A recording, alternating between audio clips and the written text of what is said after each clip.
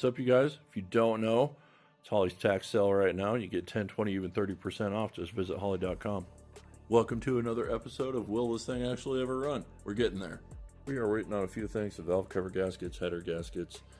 While we're waiting on that, I'm getting a few things done. We're going to set the slip collar.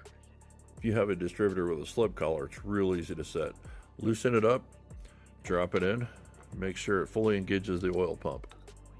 That right there did not go all the way down. Oh, also make sure you have no gasket on it.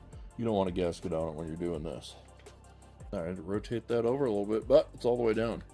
And if you lift it up a little bit, you can hear it. You just tap it down. It's all the way down in there. Once you're happy with the engagement that you have, loosen your collar, let it run all the way down, tighten it back up. Once you put the gasket back underneath that, that's going to give you the clearance you need between the gear and the pump. At one point we were using these really hard SCE gaskets. They'll last forever, but the problem is they're so hard they do tend to seep a little bit. So we've just gone back to the regular paper gasket that comes with the intake set, and we don't have any leaks with that. Got our gasket in, retainer on. We're all set to get this thing set where it needs to be. Got to be in the truck for that, so that'll have to wait.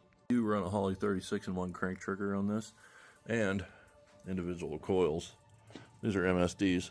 It's their Street Fighter line. These are the MSD version of just the truck coil, basically. Very simple setup. Also, this is just an Amazon set of quote-unquote fabricated valve covers for a small block Chevy. We knew we were going to be drilling some holes in these things. Cameron bolted on these coils last year and got the breather put in.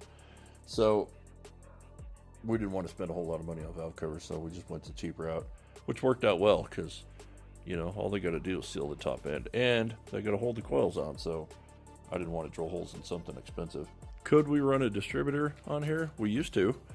And a distributor and a coil is good. We found, you know, an E98 to about 20 pounds of boost.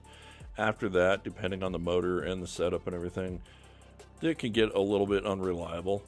So we just went ahead last year and switched over to the individual coils and the crank trigger because we were going to go that direction anyway. So we got that done and out of the way, and we haven't had any problems since, so it's working out really well. Thanks for watching, you guys.